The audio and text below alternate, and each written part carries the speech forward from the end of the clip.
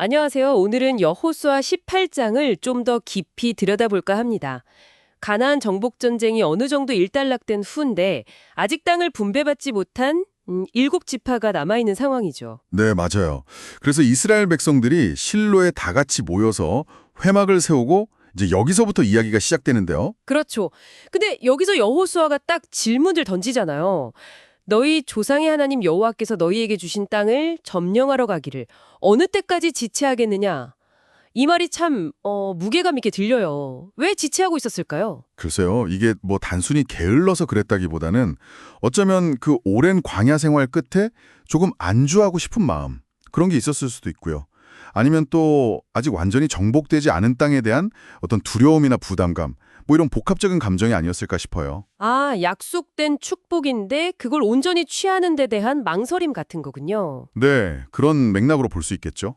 근데 여호수아는 그냥 기다리지만은 않아요. 맞아요. 바로 구체적인 계획을 딱 제시하죠. 네, 각 지파에서 세 사람씩 뽑아가지고 아직 분배 안 된 땅 있잖아요. 거기를 직접 가서 다 둘러보고 지도로 그려와라 이렇게 지시를 합니다. 여기를 재밌는 게 이미 땅을 받은 유다 지파랑 요셉 족속은 빼고 그 나머지 땅을 일곱 몫으로 나누어 그려오라고 하잖아요. 이게 좀 특별한 의미가 있을까요?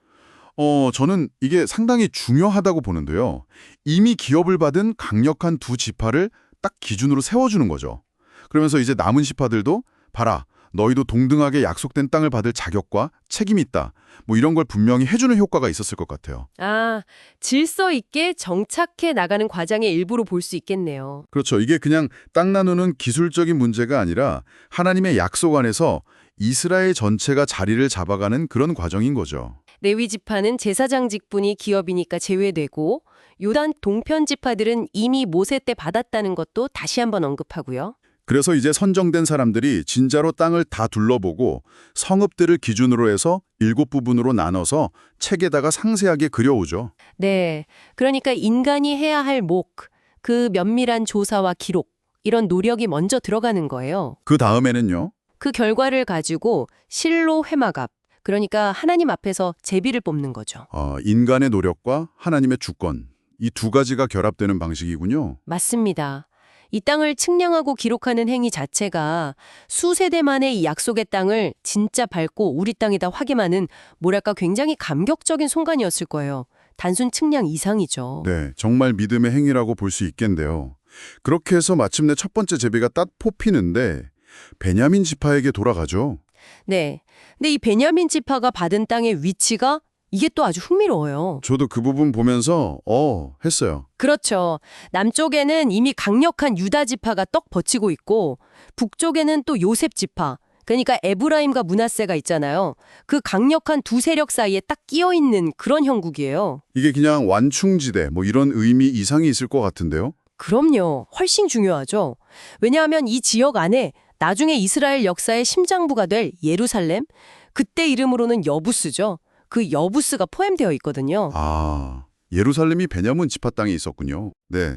그리고 이 위치가 나중에 남북왕국 분열될 때 딱 경계 지역이 되면서 여러 갈등의 중심이 되기도 하고요. 또 이스라엘의 첫 번째 왕 사울도 베냐민 지파 출신이잖아요. 와, 정말 여러 가지 역사적인 의미가 함축된 땅이네요. 그렇습니다. 앞으로 펼쳐질 중요한 사건들의 무대가 되는 거죠. 그래서 성경이 베냐민 지파의 경계를 그렇게까지 상세하게 기록했나 봐요. 맞아요. 단순히 그냥 어디부터 어디까지다 이런 수준이 아니라 북쪽 경계는 어디를 지나서 어디까지, 남쪽 경계는 흰놈의 골짜기를 지나 어디까지 이런 식으로 아주 구체적으로 명시하죠. 동쪽은 요단강, 서쪽은 기럇 여아림, 그리고 그 안에 있는 주요 성읍들 이름까지 다 나오고요. 여리고, 베델, 기브온, 라마, 미스베, 또 여부스, 그러니까 예루살렘도 포함해서 26개 성읍 이름이 쭉 나열되잖아요. 그렇죠. 이렇게 자세히 기록한 건 물론 나중에 소유권 문제 같은 현실적인 이유도 있었겠지만 그것보다는 하나님의 약속이 정말 이렇게 구체적으로 신실하게 성취되고 있다는 걸 보여주는 강력한 증거라고 생각해요. 아, 약속의 성취를 눈으로 확인시켜주는 거군요. 네. 그리고 또 하나는 이 땅이 그냥 너희 재산이다. 이게 아니라 너희에게 주어진 책임이고 사명이다.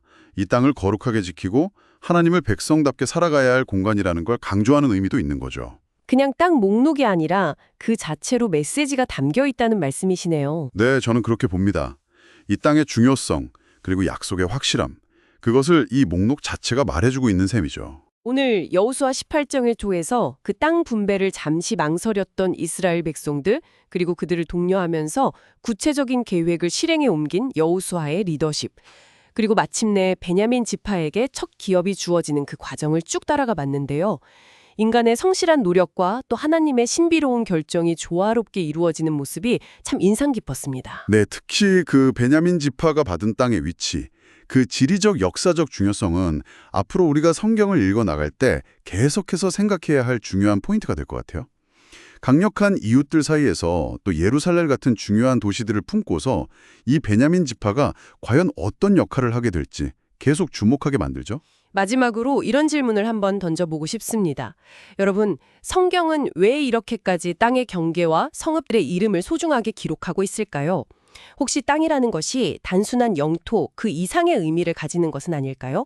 어쩌면 각 지파의 정체성, 또 그들에게 주어진 책임과 사명, 더 나아가 미래에 대한 하나님의 계획까지도 이 땅의 기록 속에 새겨져 있는 것은 아닐지 한번쯤 생각해 보시면 좋겠습니다.